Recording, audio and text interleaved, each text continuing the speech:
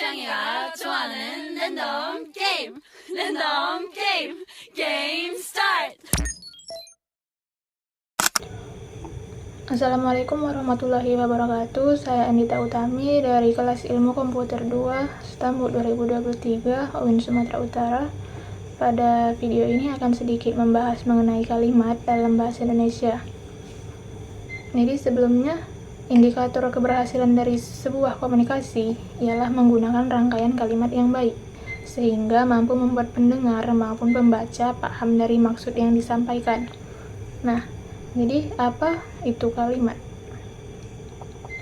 Kalimat ialah rangkaian kata-kata yang mampu berdiri sendiri dengan makna yang lengkap untuk mengekspresikan gagasan secara keseluruhan, baik secara lisan maupun tulisan.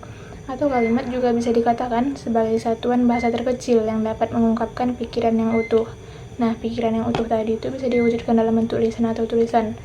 Dalam bentuk lisan, kalimat ditandai dengan alunan titik nada, keras lembutnya suara, dan di sela jeda serta diakhiri nada selesai.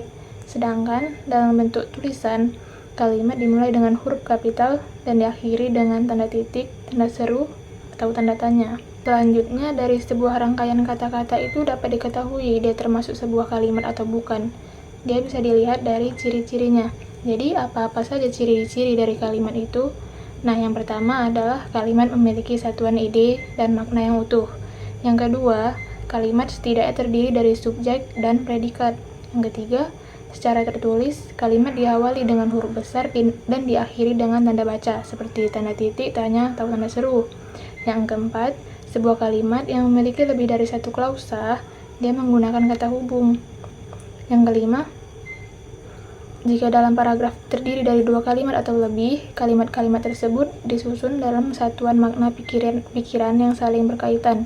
Dan yang terakhir, menggunakan urutan yang logis di setiap kata maupun kelompok kata. Urutan tersebut dia mendukung fungsi SPOK dan disusun ke dalam satuan sesuai dengan fungsinya. Nah, dari ciri-ciri tersebut, para pendengar maupun pembaca dapat mengidentifikasi mana yang termasuk sebuah kalimat yang mengungkapkan sebuah gagasan pemikiran itu sudah utuh atau belum. Selanjutnya adalah unsur-unsur sintaksis kalimat. Sebelumnya, sintaksis itu apa? Sintaksis itu adalah ilmu tata kalimat yang menguraikan hubungan antar unsur bahasa untuk membentuk sebuah kalimat. Nah, jadi unsur-unsur sintaksis kalimat itu yang pertama ada subjek. Jadi, subjek itu dia berfungsi sebagai tokoh atau pelaku atau orang yang mengerjakan aktivitas tertentu. Nah, subjek ini dapat berupa nama orang, benda, binatang, tumbuhan, dan lain sebagainya. Makna kalimat akan kurang jelas kalau penempatan subjeknya tidak sesuai atau nggak benar. Jadi, subjek itu termasuk menjadi peran utama dalam pembentukan sebuah kalimat. Karena dengan adanya subjek akan memperjelas arti yang hendak disampaikan pembicara atau penulis mengenai siapa tokoh utama atau siapa yang dibicarakan dalam sebuah kalimat tersebut. Yang kedua ada predikat. Predikat itu sama seperti dengan subjek yang dalam kalimat banyak muncul secara tegas dan tidak berbelit-belit. Jadi predikat itu dia dapat diartikan sebagai aktivitas yang tengah dikerjakan oleh subjek. Yang pada dasarnya predikat merupakan sebuah kata kerja, namun bisa jadi bilangan, kata benda, keterangan, maupun kata sifat. Jadi di dalam sebuah kalimat, predikat merupakan pelengkap dari subjek. Apabila sebuah kalimat tidak memiliki predikat yang jelas, maka kalimat tersebut tidak akan diketahui bagaimana dan mengapa mengenai subjek sebuah kalimat tersebut. Dan predikat ini juga termasuk unsur yang wajib ada dari sebuah kalimat. Yang ketiga, ada objek. Nah, objek ini merupakan unsur sebuah kalimat yang menderita keyword perilaku dari subjek. Adanya objek pada kalimat akan menjadi pokok pembicaraan dari sebuah kalimat. Maksudnya, objek merupakan dasar dari apa yang diteliti, yang diamati, dan diperhatikan. Yang keempat, ada pelengkap. Pelengkap ini merupakan komponen kalimat yang memiliki fungsi untuk melengkapi informasi, mengidentifikasi objek, dan melengkapi struktur kalimat. Dengan adanya sebuah pelengkap, maka membuatnya menjadi predikat lengkap dalam klausa. Dan yang terakhir yaitu keterangan. Keterangan atau penjelasan adalah elemen dalam sebuah kalimat yang memberikan informasi tambahan terkait dengan pertanyaan yang diajukan. Ini dapat mencakup keterangan tentang tempat, waktu, cara, sebab, dan tujuan. Keterangan itu sebenarnya bukan poin utama dari sebuah kalimat, tapi dengan adanya sebuah keterangan bisa menjadikan kalimat tersebut lebih mudah untuk dipahami, baik oleh pembaca maupun pendengar. Baik, lanjut. Setelah memahami tentang komponen sintaksis dalam kalimat, kita bisa mengidentifikasi pola dasar dalam kalimat itu sendiri. Jadi, terdapat 8 pola kalimat dasar berdasarkan fungsi dan gramatikalnya. Yang pertama, subjek predikat. Contohnya, Alia membaca. Jadi, Alia itu sebagai subjek dan membaca itu sebagai predikat. Yang kedua, subjek predikat objek. Contoh, kakak membeli obat.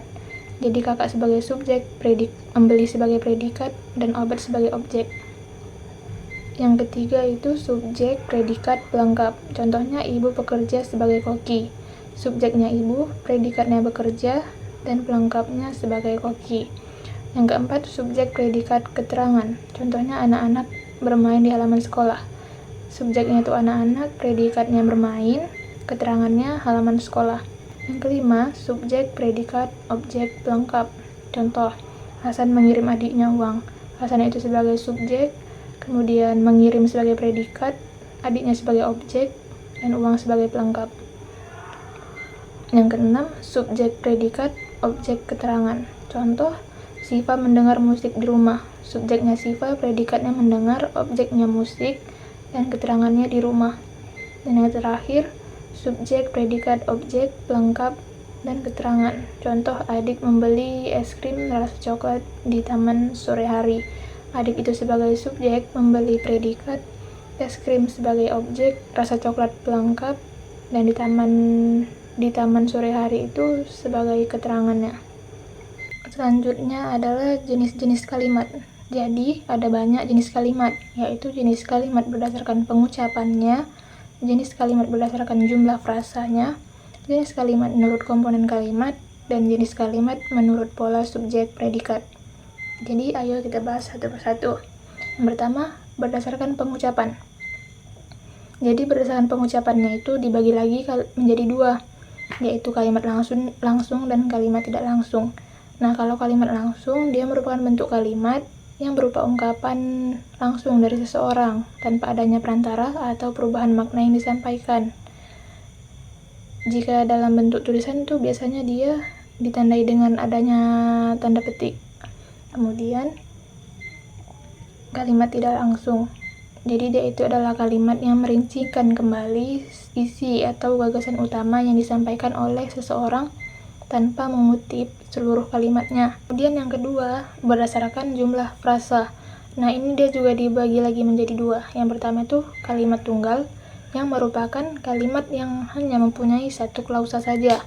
Yang kedua, kalimat majemuk, yang merupakan perpaduan antara dua atau lebih kalimat tunggal yang saling berkaitan. Yang ketiga, berdasarkan unsur kalimat. Ini dia dibagi menjadi dua juga. Yang pertama itu kalimat lengkap dan kalimat tidak lengkap. Kalimat lengkap itu adalah kalimat majas yang minimal memiliki subjek dan predikat. Jadi kalimat majas itu dikelompokkan sebagai kalimat lengkap ya. Kemudian kalimat tidak lengkap, yang merupakan kalimat dengan bentuk yang tidak sempurna. Misalnya dia hanya memiliki subjek atau predikat atau hanya terdiri dari objek dan keterangan. Terakhir, dia berdasarkan pola subjek dan predikat. Ini juga dibagi menjadi dua kategori, yaitu kalimat versi dan kalimat inversi. Kalimat versi itu kalimat yang mengikuti aturan pola kalimat bahasa Indonesia, dan kalimat inversi merupakan kalimat yang ditandai dengan predikat yang mendahului subjek.